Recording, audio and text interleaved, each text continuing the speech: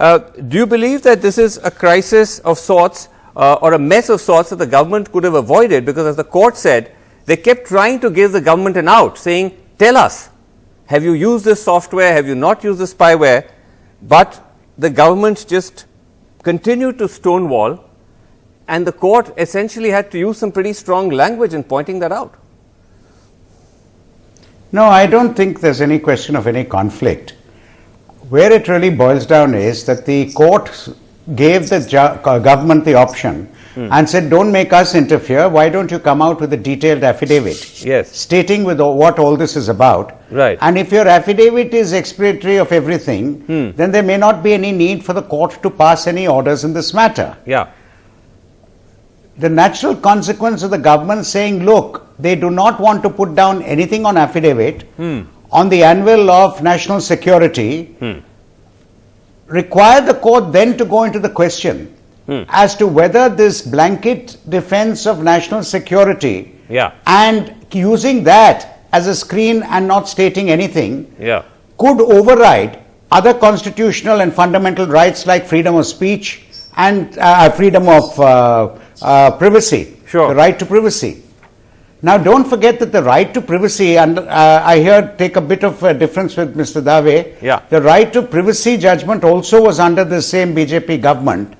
So it is not as though the court for the first time has recognized the importance of the right to privacy. But on the wider point, but I'd rather see that this order is a consequence, is a natural consequence of the right to privacy judgment. But is a natural consequence of saying, look, let me finish, Srinivasan. The order basically goes on the basis that, yes, national security is vital. Yes, you may have legal rights on which you can tap lines.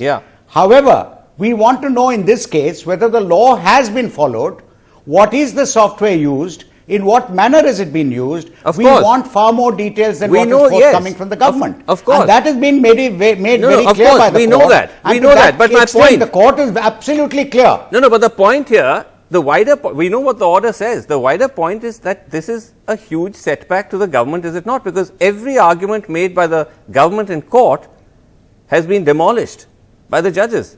They said, we don't accept this. Every single argument. We don't accept the national security argument. We don't accept, we don't accept the argument. Just a second, sir. We don't accept the argument that this is a malified claim that, phones were tapped, that these are motivated arguments.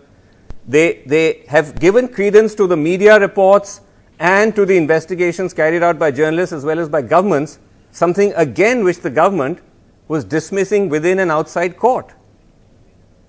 And now the government will have to finally, hopefully, own up to whether or not they use this software. Now, Srinivasan, there is no manner of doubt that the court has not accepted the blanket defense of the government on national security. There is no manner of doubt on that. There is no manner of doubt also that the court has said that this is a matter serious enough to be investigated, looked into, and what has been forthcoming from the government and disclosures by the government are completely insufficient. And that this cannot be protected by merely on the say-so of national security. It is a matter which bears investigation, and in the absence of details forthcoming from the government, the court is forced to look into it. Now, there is no manner of doubt that the court has not accepted, what the government has said. There is no manner of doubt.